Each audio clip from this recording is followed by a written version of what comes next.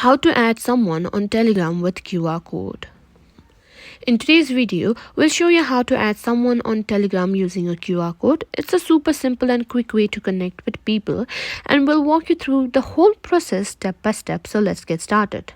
First things first, open your Telegram app. Make sure you have the app installed on your phone and are logged in. Now, once you've done that, open the contact section and simply tap on the plus icon at the top. Here you can simply add a phone number by simply entering it, but we're going to be adding with a QR code. So in most phones there might be a QR code in here as well. If you don't have it, what you can do is go to chats and simply click on plus,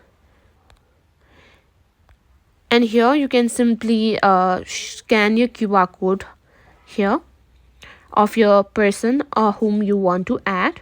Now if someone shares the QR code with you, simply point on your phone's camera at the QR code and Telegram will automatically recognize the code and take you directly to their profile.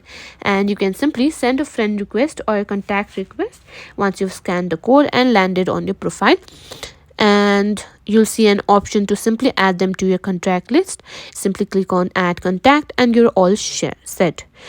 And that's it. That's how you can simply add someone on Telegram using a QR code.